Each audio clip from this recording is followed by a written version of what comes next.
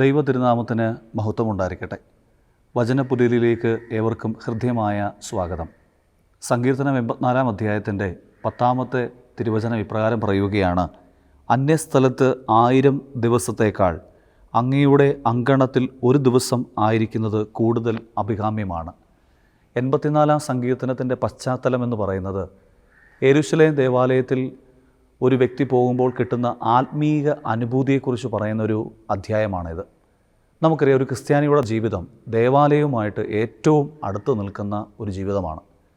ഒരു കുഞ്ഞിന് ഒരു അമ്മ ജന്മം കൊടുക്കുമ്പോൾ ആ കുഞ്ഞിനെയും കൊണ്ട് ആദ്യത്തെ ടൂറ് പോകുന്ന സ്ഥലം, അല്ലെങ്കിൽ ആദ്യം പോകുന്ന സ്ഥലം എന്ന് പറയുന്നത് ദേവാലയമാണ്, മാമോദീസ എന്ന കൂദാശയിലേക്ക്. ആ കുഞ്ഞ് മാമോദീസ ഏറ്റ ശേഷം വളർന്ന് വലുതായി അവന് പ്രായമായി മരണത്തിലൂടെ എടുക്കപ്പെടുമ്പോൾ അവൻ്റെ മൃതദേഹം ഏറ്റവും അവസാനം കൊണ്ടുവരുന്ന സ്ഥലവും ദേവാലയമാണ്.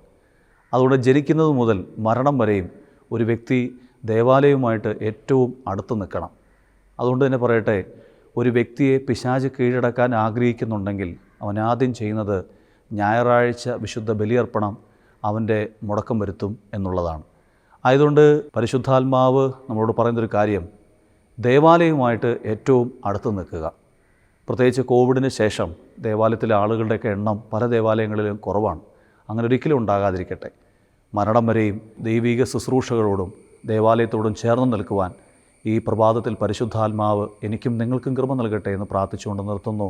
സ്വർഗ്ഗത്തിലെ ദൈവം നമ്മളെ അനുഗ്രഹിക്കുമാറാകട്ടെ. ആമേൻ.